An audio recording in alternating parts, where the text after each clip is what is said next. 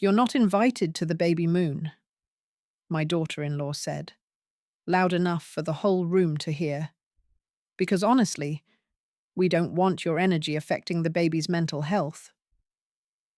I stood there frozen, my hand still hovering over the gift bag I had brought, wrapped in soft blue paper with tiny ducks. The ribbon I had tied the night before was still intact, pristine, untouched.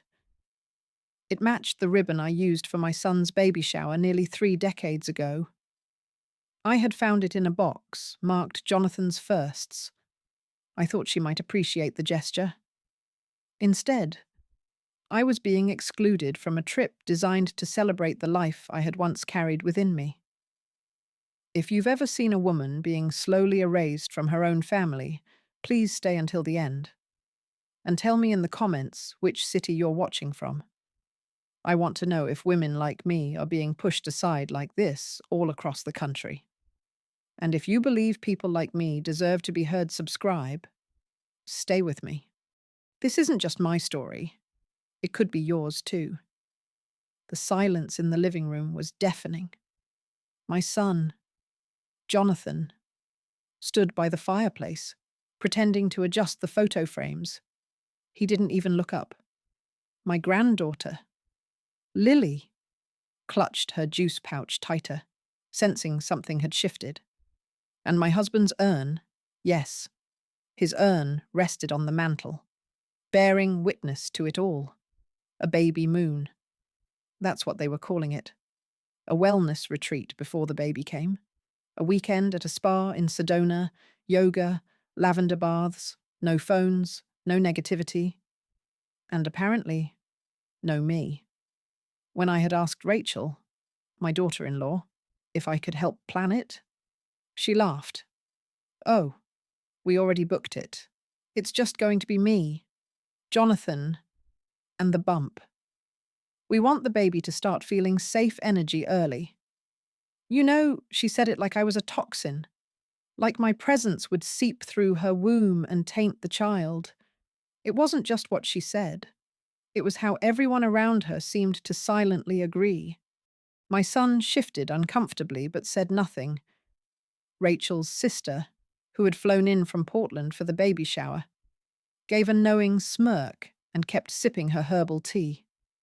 Even Rachel's mother, Susan, who I had always tried to get along with, gave a polite, pitying smile and said, "I'm sure it's not personal, dear." But it was. It was deeply personal. I had raised Jonathan with everything I had. I gave up promotions, hobbies, even my own parents' anniversary to be there for him. I baked every science fair treat. I sat through years of piano recitals even when he didn't like piano. I stayed awake through his mono and held his hand through heartbreaks. And now I was inconvenient. I excused myself from the living room and walked to the hallway. My hands were shaking. I needed air. But more than that, I needed to not cry in front of them. I stared at a framed sonogram picture on the side table. I wasn't in it. Of course not. It was just Rachel's bump, edited in black and white, with a caption underneath, in cursive "Only love allowed." My throat tightened. What did that mean? Was I not love? I heard voices again from the living room. "She's going to make it all about her if we let her come," Rachel was saying. "And I'm sorry, but I need boundaries." "Babe," Jonathan mumbled. She hijacked our anniversary dinner to talk about her sciatica. "John, I'm done." The hallway spun. I gripped the edge of the side table. I had thought that night was lovely. I had told the waiter about their wedding cake because I remembered they had loved the lemon flavor. I even paid the bill secretly. Was I wrong? Was I that awful to be around? I texted my friend Irene. Rachel just said I'm banned from their baby moon, in front of everyone. She said it's for the baby's mental health. She replied in seconds. What the actual no? That's unhinged. Come over. I have wine. But I didn't go. I stood there, staring at my reflection in the hallway mirror. My blouse looked too pink. My earrings were the ones Jonathan gave me for Mother's Day last year. I suddenly hated them. When I walked back in, they were talking about bath salts, booking prenatal massages, discussing if they could request Emil-free energy on the spa reservation. I smiled politely and said nothing. What could I say? That I was hurt? That I felt erased? I stayed another hour. I handed Rachel the gift bag. She opened it and said, "Oh, a scrapbook. It's your husband's baby memories. I thought maybe you'd want to see what he was like before she cut me off. Before I ruined him." She gave a tight laugh. "I'm joking. Thank you." That night, I sat in my car outside my house for 20 minutes before going inside. The porch light flickered. It had done that for weeks. I hadn't replaced it because Jonathan always used to fix things for me, but he hadn't stopped by in months. In the darkness, I whispered aloud. What did I do? What was my mistake? I went back through old photos, pictures of me and Rachel from her first Christmas with us. She looked happy then, or maybe I was projecting. I texted Jonathan late that night. I love you. Please let me know if I've done something to make Rachel uncomfortable. I never want to be a burden. No reply. The next morning, the group photo from the baby shower was posted online. I was cropped out. I stared at it for hours. And just when I had started to convince myself it was a coincidence, I saw the tag. Family only I knew then. This wasn't about a baby moon. It was about removing me, inch by inch, until I wasn't there at all. But what I didn't realize was Rachel wasn't just planning a trip. She was planning a life, one that no longer included me. The invitation to the baby moon wasn't the end. It was the beginning. Like a pebble thrown into a still lake. The ripples began small, almost imperceptible, and then widened until the entire surface of my life started trembling. It began with the calendar. I had kept a small dry erase board near the fridge with family events for years. Birthdays, doctor's appointments, even silly things like Lily's first lost tooth. It was our family memory board. One morning, I noticed it had been wiped clean. Every entry was gone. Just a blank white slate staring at me. I thought maybe Lily had done it. She liked drawing on it sometimes. But when I asked her, she looked confused and said, "Mommy said we're not using your calendar anymore. It makes things messy." Messy.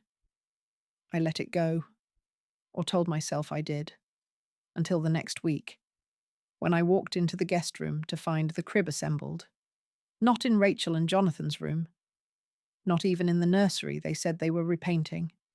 But in my guest room, the one I had decorated for sleepovers, holidays, and Sunday breakfasts. I stared at the crib, then at the half-folded stroller box on the floor.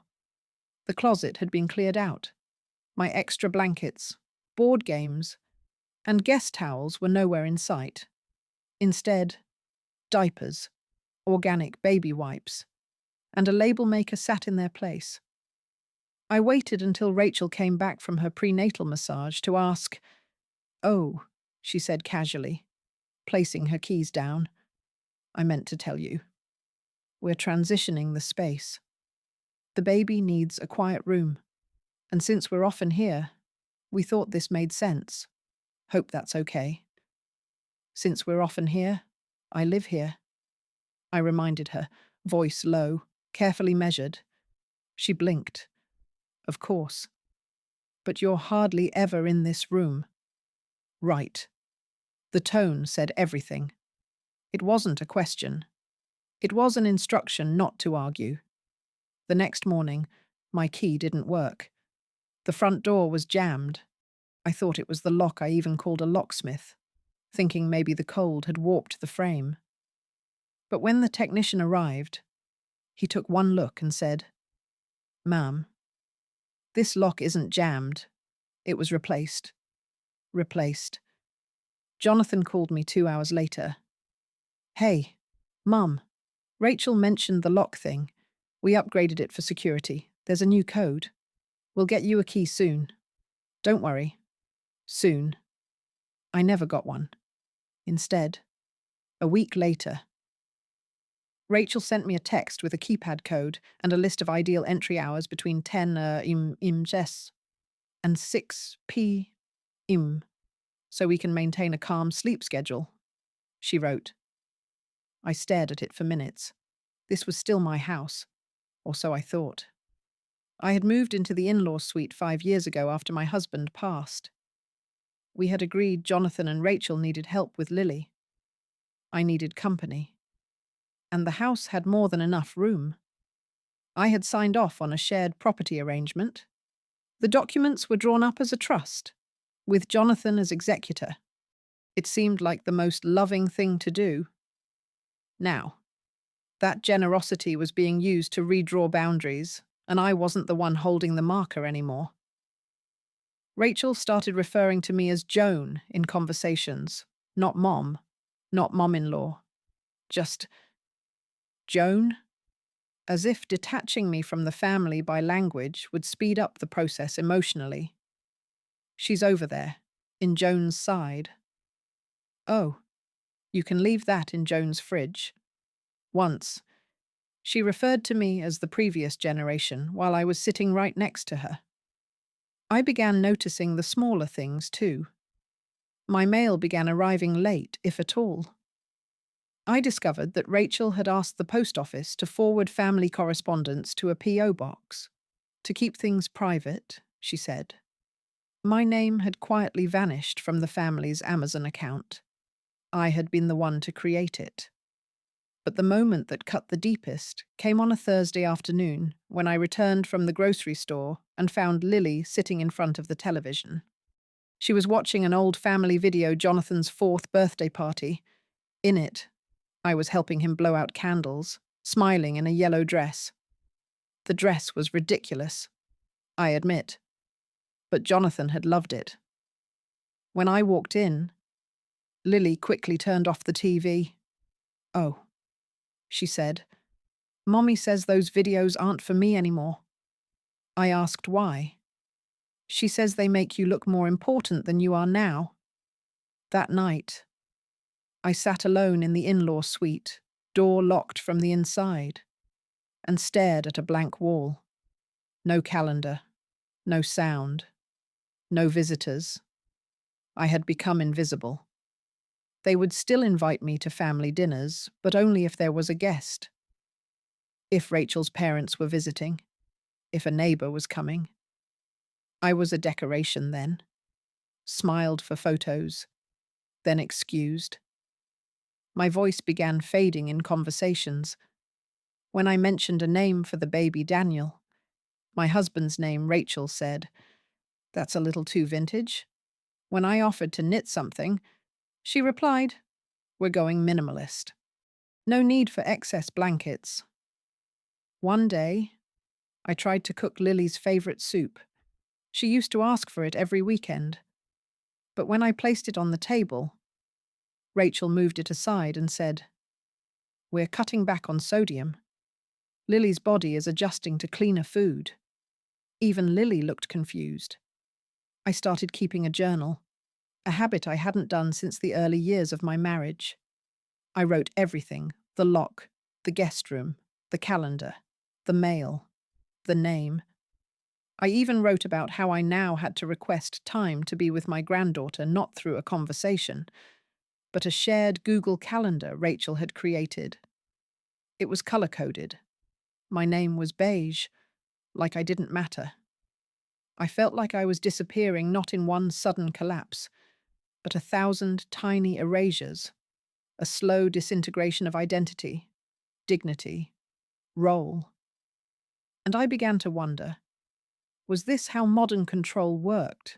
Not through shouting, not through chains, but through silencing, editing, rearranging, until you're standing in your own life, a guest with no seat at the table. Have you ever experienced that? Not being screamed at, just deleted, stripped of space, and slowly made irrelevant without a single confrontation. If you have, please write your story in the comments. Someone else might be going through it and need to hear they're not alone. One night, I walked past the nursery, my old guest room, and paused. A white noise machine hummed inside. The walls were a calming sage green. I noticed a small handwritten note taped to the door. It read, "This space is meal-free. Thank you for respecting our parenting choices." That's when I knew. This wasn't just about a trip to Sedona. It wasn't even about boundaries. It was about something deeper. I was one step away from being erased entirely from the baby's life, from the family name, from the memory of ever having belonged here. I used to hear my granddaughter's laugh every morning. It echoed down the hallway from the kitchen while she sat at the counter, waiting for her oatmeal, the kind with cinnamon and raisins that I had perfected over years. "Grandma." "More cinnamon," she used to say, pushing the bowl toward me with her tiny hands. Not yet steady. But now, silence. Days would pass without a single sound from her. No knock on my door. No little feet pattering on the tile. No scribbled drawings left outside my bedroom with hearts and crooked letters that spelled my name. Lily had vanished, not physically, of course, but from my world, from my routine, from my reach. It began with quiet time. Rachel started implementing a schedule, which at first seemed innocent. "Lily needs more calm," she said. "Too much stimulation isn't good for her emotional development." I nodded. I wasn't a fool. I understood child psychology. But somehow, every scheduled quiet time conveniently overlapped with the only window I had to see Lily between her extracurriculars and their dinner rituals. Then came the sleepovers. I used to host them every other Saturday in the in-law suite. We'd build blanket forts, make microwave s'mores, and watch musicals. But one day, Rachel texted no more sugar after 5 p.m. New rule. Then screen time limited to 30 mins. Then Lily's therapist says consistency is key. It's best she sleeps in her own room from now on. It all sounded reasonable, except I wasn't consulted. I was informed. And just like that, the sleepovers stopped. When I asked Lily if she missed them, she looked away and said, "Mommy says you're too tired now." Too tired?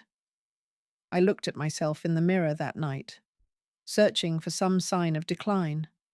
My hair had more grey than before. Yes. And my eyes drooped when I hadn't slept. But tired, no. I was being painted as frail a liability. Even Jonathan had started pulling back. He used to drop into my suite after work, sometimes just to sit quietly and decompress. I would have tea ready. I knew exactly how he liked it. 2 teaspoons of honey, a splash of oat milk. He didn't like it piping hot, preferred it after 3 minutes. But now, days stretched into weeks. When he finally did appear, he was always mid-text, always distracted. One evening, I asked if he wanted tea. He blinked and said, "Oh, I'm not really doing caffeine anymore." It wasn't caffeine.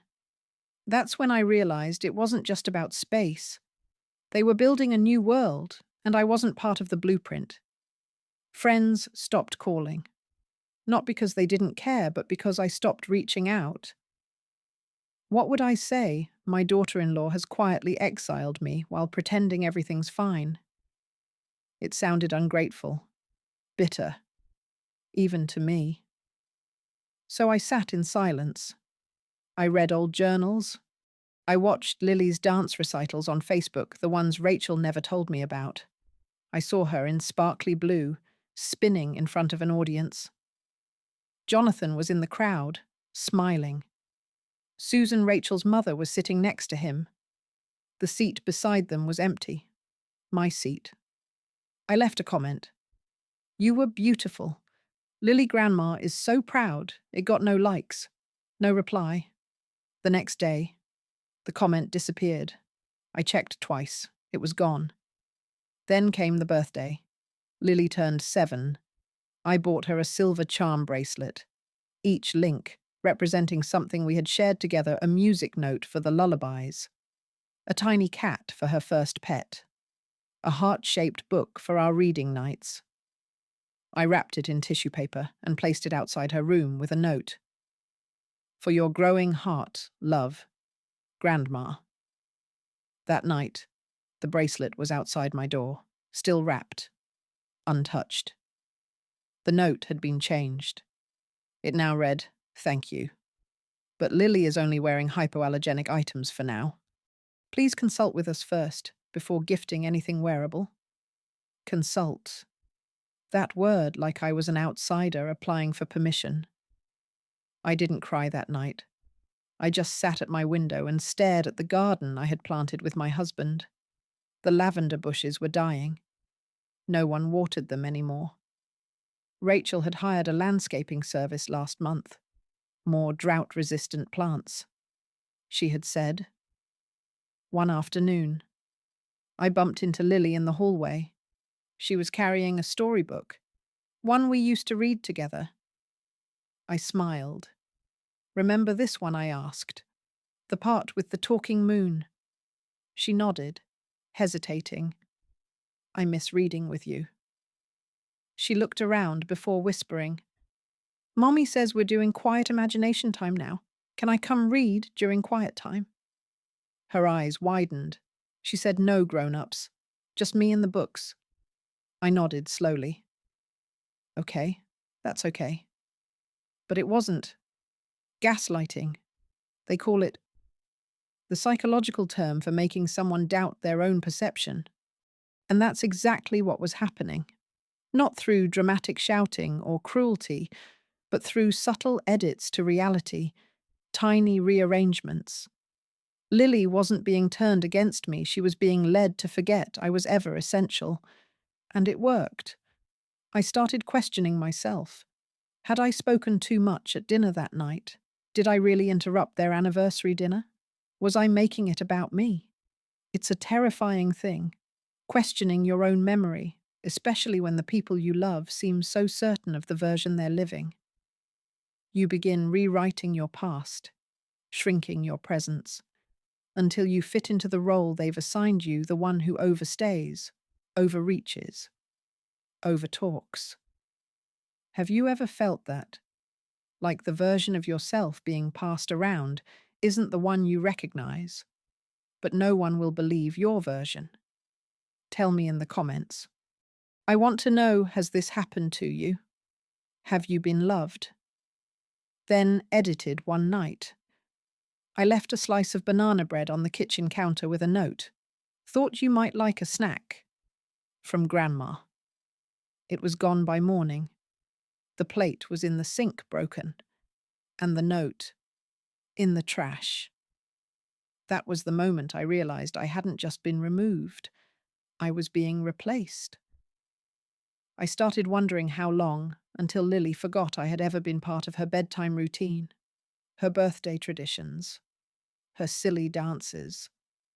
How long until she called Susan Grandma by default? And just when I thought things couldn't be more surreal, something happened. I walked past the living room one afternoon and heard a conversation I wasn't meant to hear. "Rachel, on the phone," she said, quietly, sharply. "We're almost there. The legal side's next. Once that's done, she won't have any claim at all." I stopped breathing. Claim on what? What did she mean by legal? And what exactly were they planning? I replayed Rachel's words in my head for days. Once that's done, she won't have any claim at all. I tried to tell myself I had misheard, that maybe she was talking about a property update, or baby clothes, or some trivial paperwork that had nothing to do with me. But the way she said it, low, sharp, and controlled it, wasn't the tone of someone choosing curtains, and the word claim, it clung to my skin like smoke. Legal, cold, final.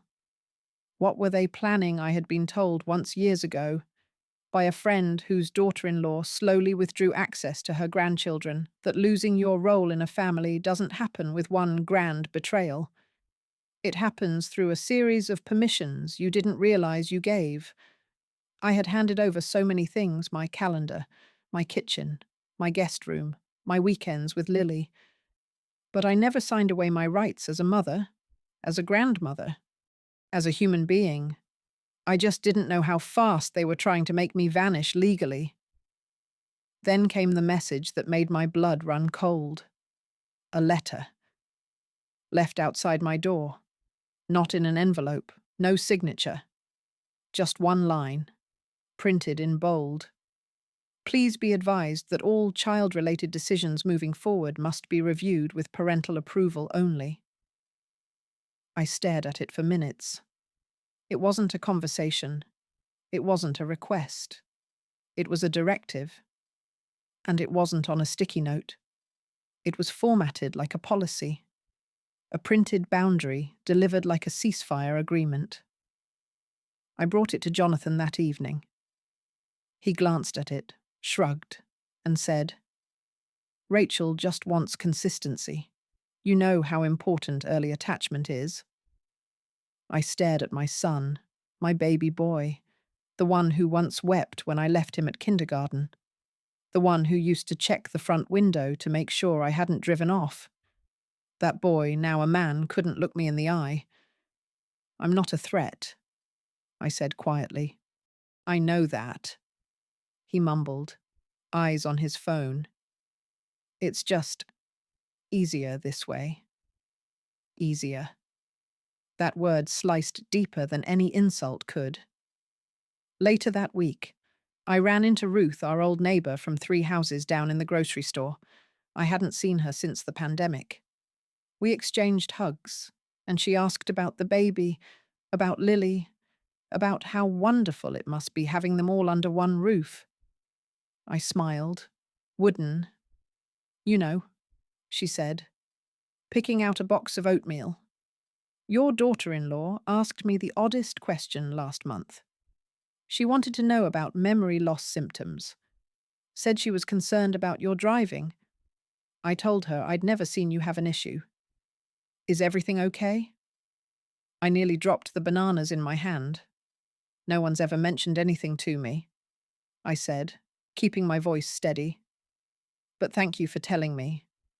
That night, I checked my insurance documents, my license renewal status, my pharmacy logins. Nothing suspicious, yet.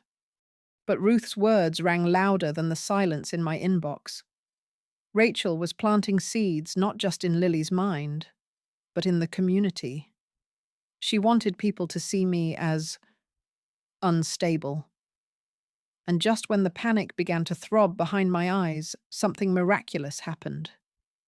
Maria called. Maria, my old housekeeper, the one who worked with us when Jonathan was still in high school. She had moved states 5 years ago, but kept in touch on birthdays and holidays. "Hi, Joan," she said. "I know this is random, but I got a weird voicemail from Rachel last month. She asked about your behavior." I felt my knees weaken. "She asked if you ever forgot to turn off the stove. If you ever got confused while watching Lily." I told her no. I told her you were the sharpest person I knew. "But Joan, why is she asking those things?" My throat tightened. "I don't know," I said, voice hoarse. "But thank you for telling me." Maria hesitated. Then she added, I actually recorded it. It felt off. I can send it to you if you want. I nearly dropped the phone. Yes, I said. Please. The next morning, I played the message back at least 5 times. Rachel's voice, calm and deliberate. Hi, Maria. I'm reaching out because we're a little concerned about Joan. She's been acting erratic lately, and we're worried she might accidentally put Lily in danger. If you ever saw anything like that in the past, even small things, we just want a record. Thank you.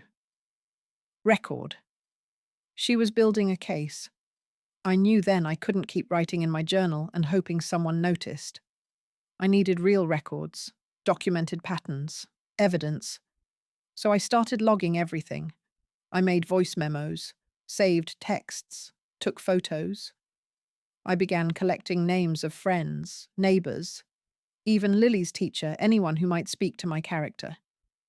But one question haunted me at night. Why would Rachel go so far? I had always been civil. I had never interfered with their marriage. I bought gifts, showed up early to school events, even agreed to sit behind Susan at Lily's ballet recital when Rachel said it's just easier that way. Was it about control, about inheritance, about something deeper? I wasn't sure. And if you've ever been in that position where someone rewrites your intentions so completely that you begin to wonder if you did something wrong, tell me. Share your story in the comments. Because I don't think we talk enough about quiet erasure, about how women, especially older women, get flattened into stereotypes and then discarded for daring to exist with opinions. I decided to visit a lawyer, not to sue, not to escalate, just to understand my standing, my rights, my vulnerabilities. It was a small office, older woman, kind eyes. When I told her what had been happening, she didn't blink. I've seen this, she said. It's more common than you think. They call it preemptive guardianship manipulation. Happens more and more with elder clients, particularly those who live with their children or have intergenerational trusts. She paused.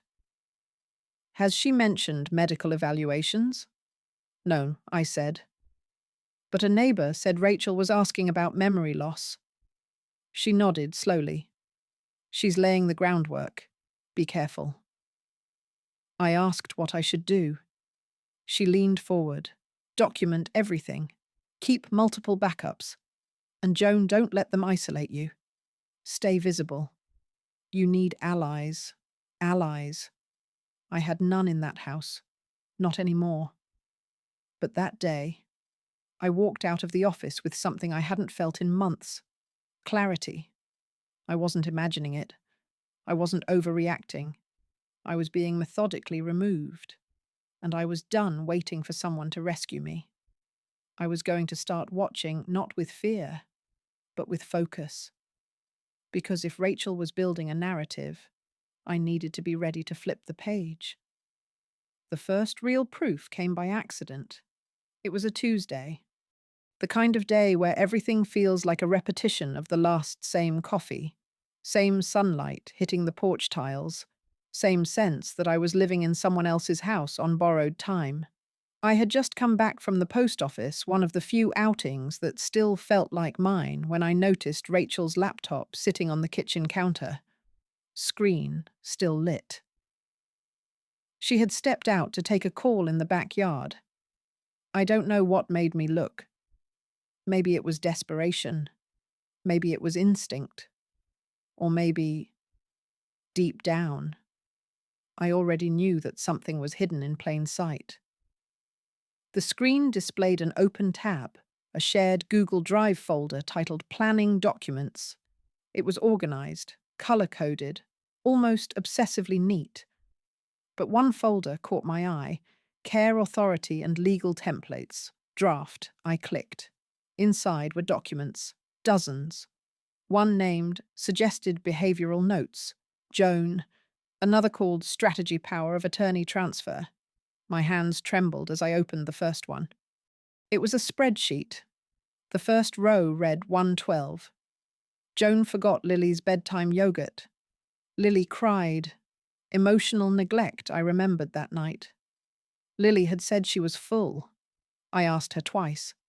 She'd laughed and said, "No more for me." We had watched a cartoon, and then she went to bed, happy. But in this document, it had been twisted into a footnote of negligence. The second entry said, 114 Joan wore mismatched shoes to the store, appears confused in public. I had been rushing to return a package before closing and threw on the wrong flats. But now it was evidence in a legal strategy. It kept going, each note more manipulative than the last. Rachel was curating a narrative, and she wasn't waiting for reality to offer proof. She was collecting inconveniences and weaponizing them. I closed the file quickly, my breath shallow. I checked over my shoulder. Rachel was still pacing outside, whispering into her phone. I opened the second document. Power of attorney transfer. Draft. It wasn't filled out, but it was real. The name, Joan K. Peterson, was typed at the top. My name, under a heading titled Target Individual. I copied the files to a flash drive I kept on my keychain, just in case. I didn't know what I would do with them yet, but I needed them. Later that night, I sat on my bed in the in-law suite and listened to the wind tap against the windows, the soft rustle of a world that kept moving even while mine had cracked. I opened my journal and began adding more notes, not just memories, now timestamps, quotes, patterns, my own observations of how Rachel twisted things, when Jonathan disappeared behind silence, and when Lily echoed phrases I knew weren't hers. I also installed a small voice recorder near the kitchen, discreet, legal in my state. I wasn't spying, I was preserving. 2 days later, I captured Rachel on a call. It'll be easier once the attorney says she's borderline. We just need one flagged report. Then we can file for protective influence. It's not like she has anyone else to speak for her. Anyone else. Was I that alone? I sent the audio to Maria, the old housekeeper. Please save this. I asked, if anything happens, I may need someone who can say it's real. Maria replied, You are not crazy. I hear it too. That message meant more than anything. I began being extra careful. When I took Lily to the park on one of the rare approved afternoons, I photographed the time, her smile, her hand holding mine. I saved every text that said thanks. She had fun from Rachel just in case those days were later reframed. One afternoon, Lily handed me a drawing.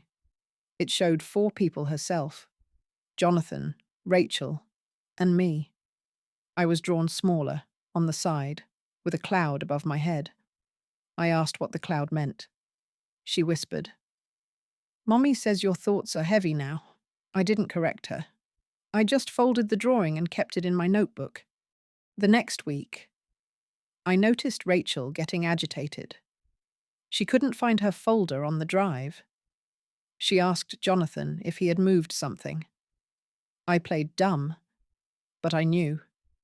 She suspected something was slipping from her control, and then a breakthrough I never expected. I received a voicemail from a woman named Diane. She had a calm voice, professional, but warm. Hi, Joan. I'm calling because you were listed as a reference in a form submitted by your daughter-in-law regarding family dynamics and care planning. I just wanted to confirm a few details before proceeding. I froze. A reference. Submitted by Rachel, I called back, masking my panic. Diane explained vaguely that Rachel had submitted a preliminary inquiry into establishing non-involvement boundaries for a potentially disruptive family member. She was reaching out to corroborate. I asked Diane, delicately, if I was that family member. She hesitated. I'm not at liberty to say, but I'd advise speaking with your family directly. I thanked her and hung up. Then I called Irene. My only friend who had lived through something similar. Her daughter had blocked her from seeing her grandkids after Irene criticized a school lunch menu. Yes, it was that petty. When I told her what I had found, she was silent for a full minute. Then she said, "You're in a custody war, but they're not fighting for the child. They're fighting for control." That was when it truly hit me. This wasn't just about baby moons or guest rooms. Rachel wasn't satisfied with excluding me. She wanted to erase me from the legal framework of the family like I had never mattered at all. And yet, I had everything now: the documents, the audio, the timeline, the witness, even Lily's own words. But I didn't know when or if I should act. Would it make things worse? Would Jonathan turn completely? Would I lose Lily forever? If you had hard evidence that someone was quietly destroying your role in your own family, would you confront them head on? Or would you wait, bide your time, and protect yourself silently until the moment was right? I want to hear your thoughts in the comments. This isn't hypothetical. For many of us, this is real. We are not invisible, and we are not powerless, but we are calculating.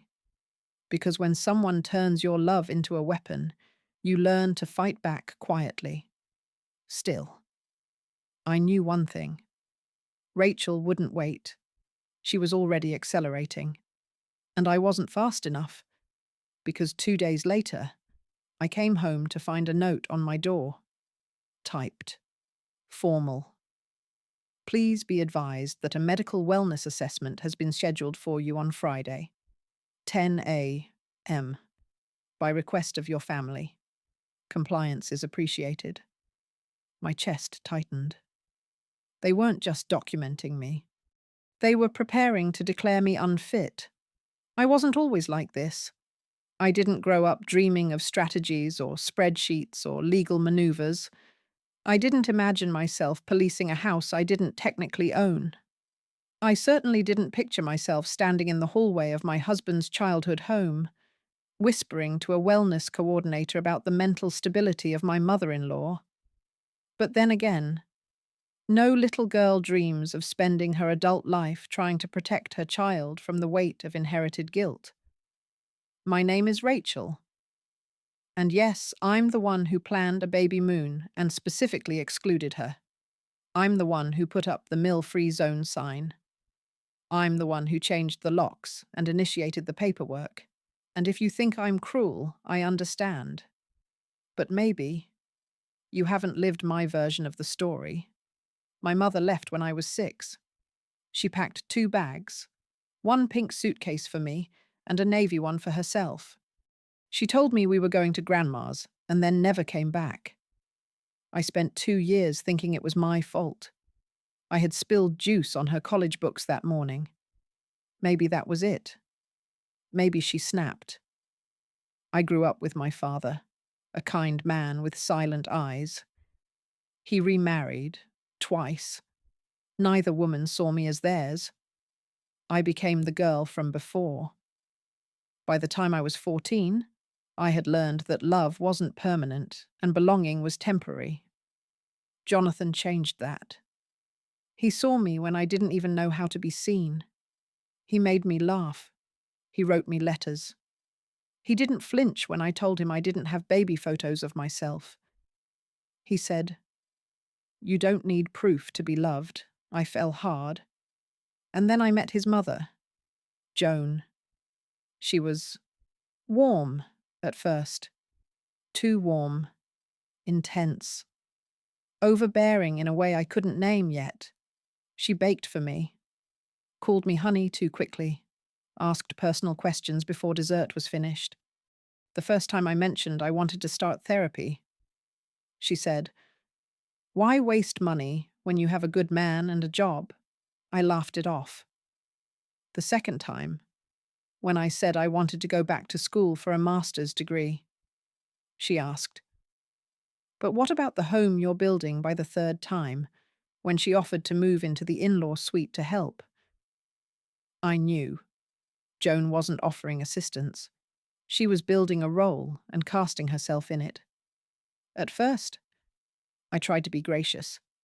I knew Jonathan adored her. I tried to see her through his eyes, but slowly, I began losing mine.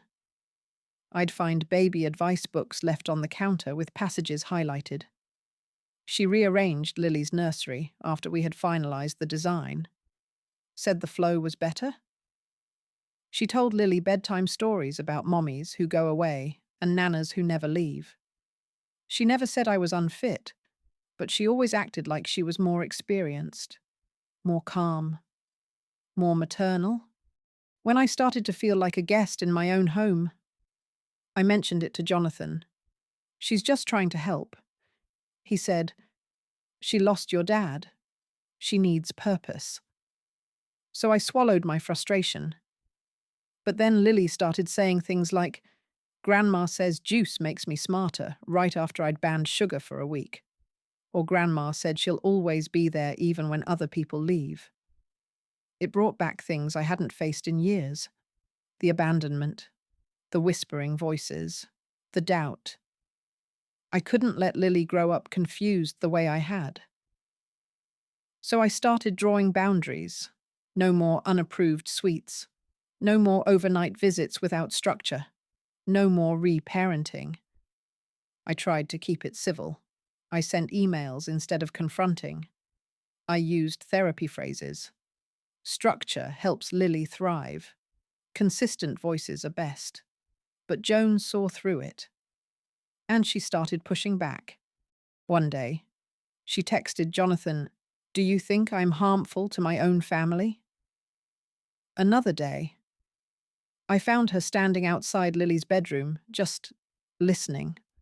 Not moving, just listening. It shook me. I knew I couldn't wait for a direct confrontation. That's not how women like Joan operate. They don't scream, they outlast. So I made a plan. I spoke to a legal coach about how to protect parenting rights in a multi-generational household. I drafted language. I started a log not to attack, but to defend. I needed documentation in case Joan ever challenged my choices. I needed evidence that I wasn't erratic, that my instincts had roots. Was it cold? Yes. Was it calculated? Yes. Was it necessary? I still believe it was. You may hate me. You may think I crossed a line. But ask yourself, if someone threatened your authority as a mother, not with fists, but with persistent undermining, what would you do? Would you wait until your child started questioning whose voice mattered? Or would you act while there was still time? I chose to act. Because I know what it's like to grow up unsure of who holds you safe. Joan isn't evil, but she's a storm. Gentle in voice, powerful in presence, and storms, if left unchecked, drown the landscape slowly. I didn't want Lily growing up weathering that storm. I wanted sunshine, certainty, clear skies. Still, I knew I had to move fast. Joan was beginning to suspect.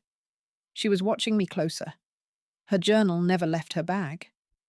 She had added a password to her laptop, and she had never needed one before. I saw her talking to our old neighbor, Ruth. I noticed her spending more time out not grocery shopping, but somewhere else. She was preparing something. I could feel it. I had to strike first. Because once a woman like Joan has momentum, there's no slowing her down. I had almost convinced myself I was alone in this, that no one saw, that no one cared, that my voice, once loud enough to fill this house with birthday songs and lullabies, had thinned into a silent breeze no one noticed anymore. And then someone knocked on my window. It was nearly sunset. The light was gold, the kind that makes everything look softer, even sorrow. I had been sitting in my armchair, rereading the legal printout from the wellness assessment Rachel had scheduled for me. I had marked the date. Friday. 10 a time slot for my possible undoing. The knock startled me. It was Mrs.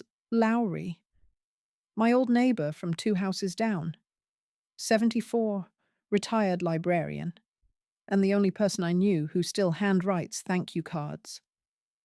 She waved through the glass, holding something in her hand. I opened the door. "Marian, I hope this isn't a bad time," she said gently. "But I found something I think you should see." She handed me a small padded envelope. It had been misdelivered to her mailbox a week ago. She said she had set it aside and forgotten, thinking it was a duplicate of something she'd already seen. But when she opened it this morning by mistake, she saw my name inside. Inside was a printed packet of emails, all between Rachel and a woman named Kendra T., someone from a family dynamics consultancy firm. The messages weren't just casual inquiries, they were detailed, precise. One email read, "We are looking to remove Joan from direct influence over our daughter. Our preference is not to create drama, but we're building a case for psychological boundary misalignment. We've begun documenting memory inconsistencies and excessive attachment behaviors. Please advise on next steps toward a recommendation for soft guardianship." Another said Joan becomes anxious when she feels excluded, and we fear her reactions are escalating. Should we prepare affidavits now or wait until post-assessment? I couldn't breathe. Not only was Rachel planning to challenge my mental fitness, she had hired people to coach her on how to frame it. "She doesn't know I saw it," Marian whispered, "and I won't say a word. But Joan, you need someone on your side, someone to say what's true." I don't know what came over me. I sat down and cried in front of her. It wasn't dramatic. It was quiet, like something releasing after months of being restrained. Marian stayed. She made tea. She told me she had seen the shifts too, how I stopped showing up to church socials, how Lily wasn't walking with me to the mailbox anymore. She noticed how Rachel had started speaking on my behalf at HOA meetings. "She speaks about you?" "Joan?" Marian said. "Not to you." Those words, they sliced through the fog. Marian agreed to write a statement. She said she would be willing to speak if anything went legal. She had a journal too. She had kept notes casually, as an old habit from her librarian days. And she remembered the date Rachel asked her for a referral to a geriatric evaluator 3 weeks before I received the wellness assessment notice. That night, I opened a new folder on my desktop. I labeled it Survival. Inside, I placed the voice memo from Maria, the misdelivered emails from Rachel and Kendra T., the notarized printout from my lawyer on property control, a timeline I had compiled of all altered household access points, including door locks, schedule changes, and revoked privileges. And now, a signed letter from Marian Lowry. The next day, I received a message from the HOA coordinator. Apparently, Rachel had sent in a formal update to the household registry removing me as a primary member and replacing my name with Susan's, her mother. I wasn't even told. But this time, I didn't panic. I printed it, added it to the folder, because now I wasn't defenseless. And let me ask you this. Have you ever felt the ground being pulled slowly out from under you but no one else noticed? And then, finally, one person reached down and said, "I see you. If you've been that person, or if you've needed that person, share in the comments. Someone out there might be feeling alone right now, and your words could make all the difference. 2 days later, Lily came to me with a drawing. 4 people. Again. But this time, the cloud above my head was gone. Instead, she had drawn a sun in the corner with the label Grandma's Light. I hugged her harder than I should have. And that's when I knew. Rachel hadn't completely erased me yet, but she was trying. And now, I was done waiting, done recording, done hoping for decency. It was my turn. The invitation arrived on a Wednesday. Ivory cardstock, gold lettering, thick as cardboard. It wasn't a party, not technically, just a pre-birth wellness blessing, as Rachel called it. No gifts. Just presents. Hosted in the backyard. I was surprised I was invited at all, but something about it felt different. Less performative? Like an invitation designed to dare me to see if I'd show up, sit quietly, smile politely, and continue playing my assigned role, the shrinking mother-in-law who knew when to disappear. Rachel underestimated one thing. I was done shrinking. I chose my outfit with care, blue silk blouse, pearls, hair up, calm but regal. I arrived 5 minutes early. Not to prove a point, but to breathe the air before the crowd came. The backyard had been transformed. White lanterns dangled from the pergola. A meditation rug was laid out beside a speaker that played ambient harp music. There were gratitude stations where guests could write affirmations for the baby. I recognized only a few people, mostly Rachel's friends. One of the yoga mums glanced at me and whispered to another. Jonathan greeted me stiffly. Susan. Rachel's mother waved politely and turned away. I stood by the lemonade table.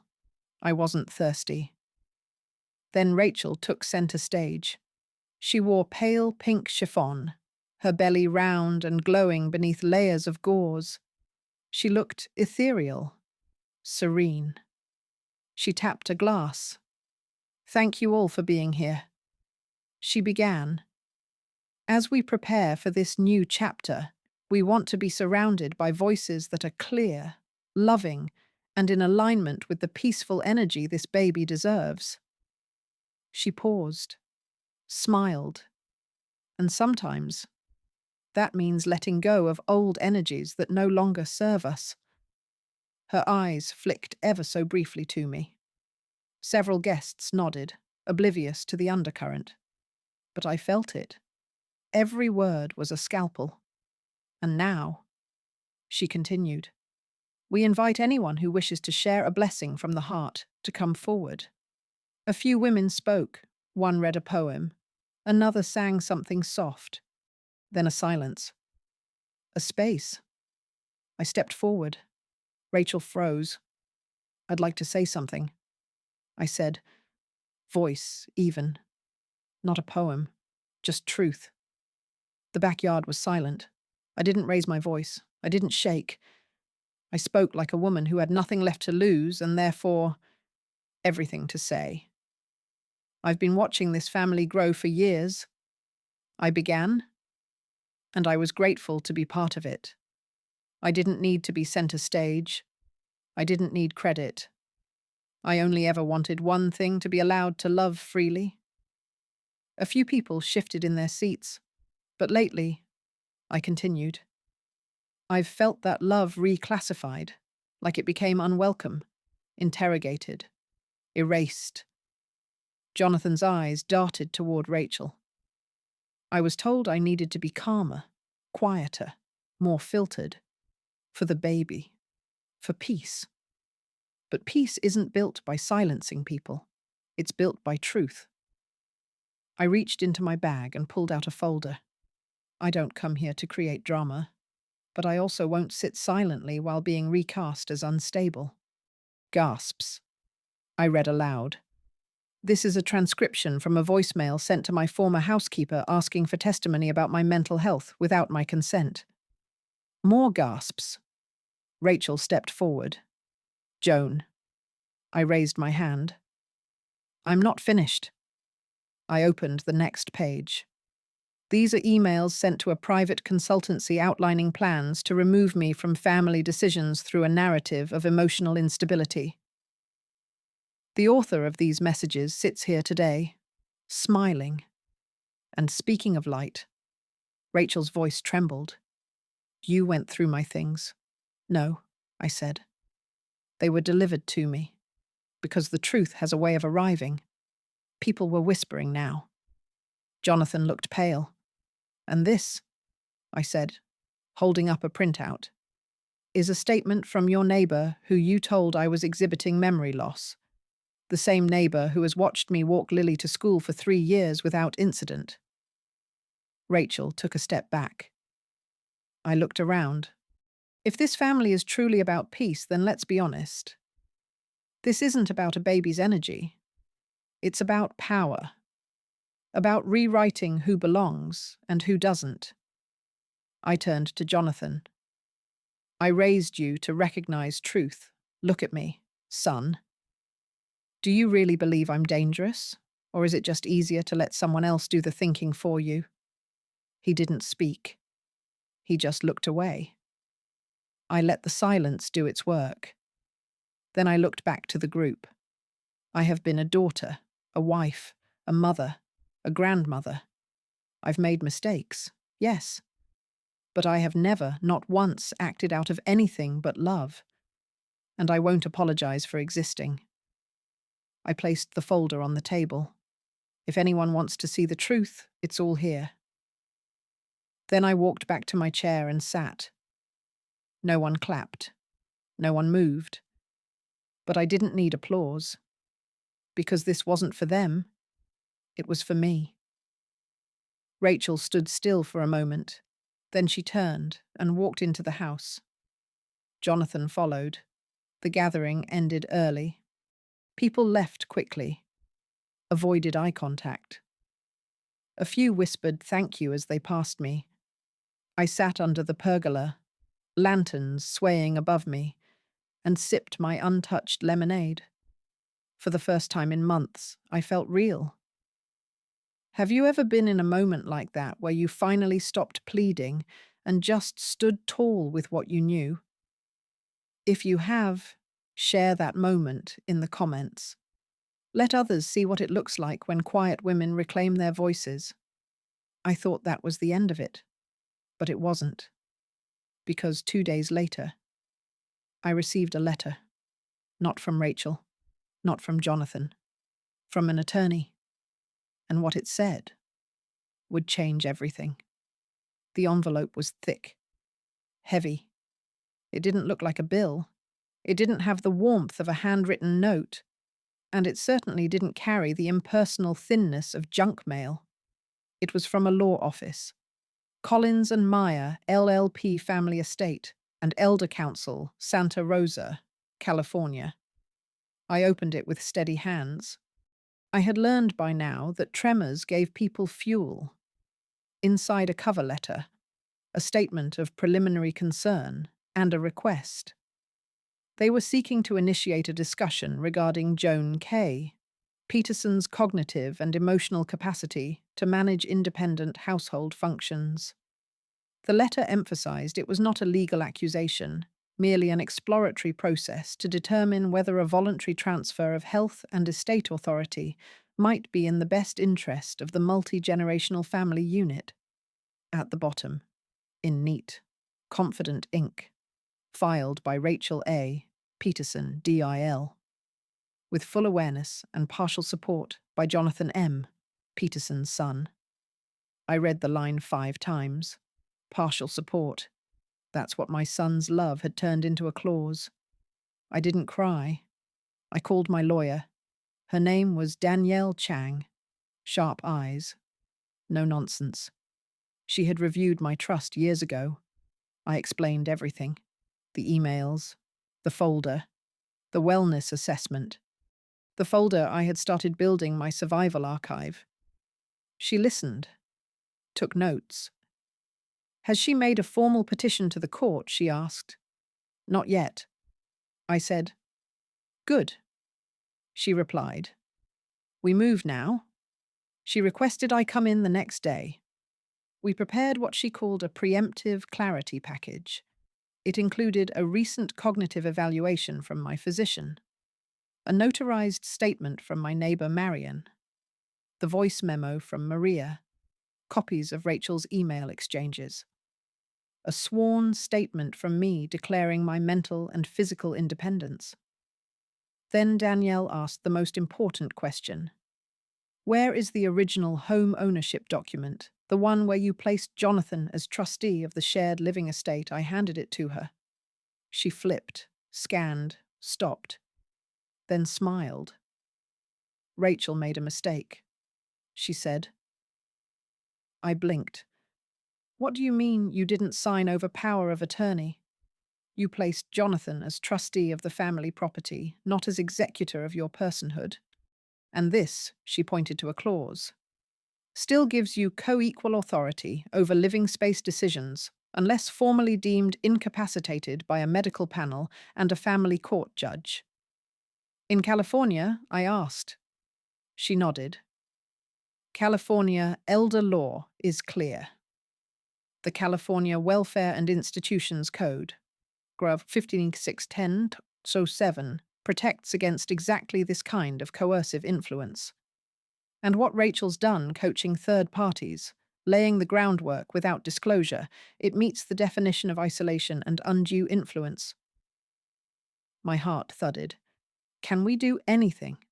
We can do more than that, Danielle said. We can respond. Within 48 hours, a certified letter was sent back to Collins and Meyer LLP. It stated Joan K.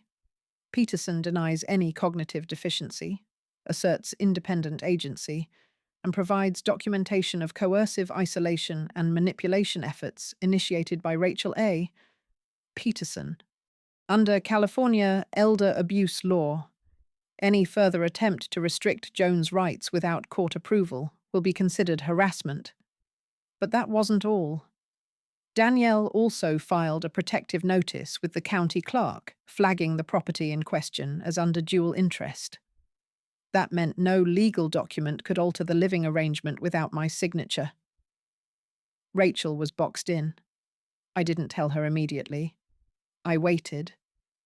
And when she returned home 2 days later, furious, waving her own lawyer's response letter like a sword, I met her in the hallway with a calm I didn't know I had. You don't get to erase me, I said. Not legally, not personally, not as a grandmother, not as a woman. You broke into my files, she hissed. They found their way to me, I said, because the truth does that. Jonathan stood in the corner, pale, quiet, smaller than I'd ever seen him. Why couldn't you just step back? Rachel whispered. Because I was already standing on the edge of erasure, I said. And I decided to take a step forward instead. She stared at me. For the first time, she had no script. Later that evening, Jonathan came to my suite. He stood by the doorway like a child again. She said she did all of it for the baby. He said. I didn't answer. He looked at me. Did we go too far? I held his gaze. That's not for me to answer. Jonathan, that's for your daughter to decide 10 years from now when she asks why her grandmother was almost a ghost. He nodded. The lawyer said you blocked the petition. No, I said. I clarified reality. That night, I stared at the sky. The lavender bushes outside had started blooming again. Rachel's landscaper had forgotten to pull them. I felt something shift in my body. Not victory, not revenge, just stillness. Let me ask you if you were pushed into a legal corner by someone who once sat at your table and smiled. Would you fight back publicly? Or would you try to keep the peace at your own expense? Let's talk about it in the comments, because some of us were raised to keep peace, but others were born to survive storms. And as much as I wanted to rebuild my place quietly, I knew the final step wouldn't be legal. It would be personal, because there was one thing left I needed to do, to remind my family and myself that I was never just background. The first real breeze of spring came the day I turned 71. It swept through the house like a cleansing wind through open windows, across the hardwood floors, lifting curtains, scattering dust from corners I had once tiptoed around. But this year, I didn't hide. I planned a birthday, not a family dinner, not a quiet cake in the back room, a real celebration. My name on the invitation, my rules, my story. I rented the community garden hall 3 blocks down the one with the ivy-covered fence and wide tables beneath strings of soft golden lights. I didn't ask anyone's permission. I sent out handwritten cards, the kind people save. Each one said, Joan K. Peterson cordially invites you to her 71st for no reason other than the fact that she's still here. I hired a local jazz trio. I ordered lemon cake with poppy frosting, Jonathan's old favorite. I didn't do it to please him. I did it because I still loved the taste.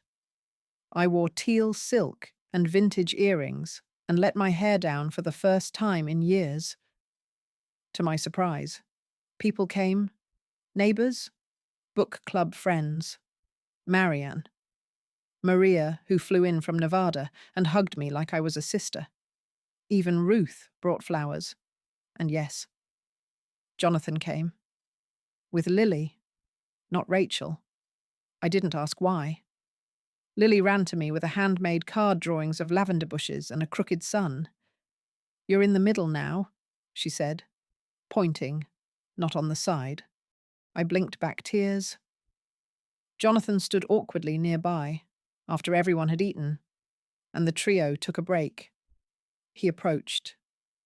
Mum, he said softly. I've read everything now. The documents, the recordings, even Marian's note. He looked down. I should have said something sooner. I didn't interrupt. He continued. She told me you were declining, that you needed structure, that if we didn't step in early, the court would do it later. And I wanted peace. You picked quiet over truth, I said gently. He nodded. I don't hate her. I added, but I won't forget what she tried to do. You shouldn't either. He didn't argue. He just reached into his coat pocket. I never told you. He said, but I kept this. It was a photo. Me and Jonathan. His 5th birthday. Cake frosting on his cheeks. My hand on his shoulder. The original version, not the one Rachel had cropped and reframed. She said it didn't fit the new aesthetic. He whispered. I took the photo in my hands. I didn't cry. I smiled. Thank you, I said. Now let's take a new one. And we did. With Lily, laughing. 3 generations imperfect, real, unedited. Later that night, as the party wound down, someone asked me to speak. I stood beneath the hanging lights, holding a glass of sparkling cider, and looked out at the faces that had carried me back from the edge. I'm not here tonight because I won a case, I said. I'm here because I remembered who I am. They listened. I thought motherhood ended when the child no longer needed your guidance. But it doesn't. It ends when you stop guiding yourself. They clapped. And let this be said clearly. Erasure can be silent, but so can resistance. Some of us resist with love, with documents, with steady hands and truth that doesn't flinch. More applause. When it was done, and people hugged goodbye. One woman, someone I barely knew, leaned in and whispered, "I've been living in someone else's shadow for years."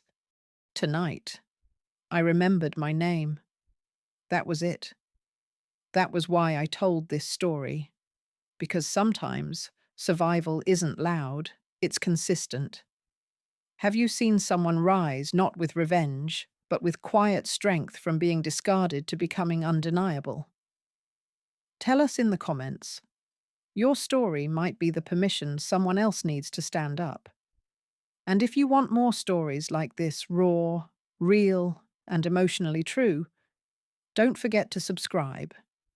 There are so many voices still waiting to be heard. As I walked home with Lily's hand in mine, the stars above blinked through the trees. "You think Grandma Joan is a good name for a constellation?" she asked. I laughed. "Only if it shines bright enough to be seen." She nodded. "It does." And that was the end of their version. This was mine.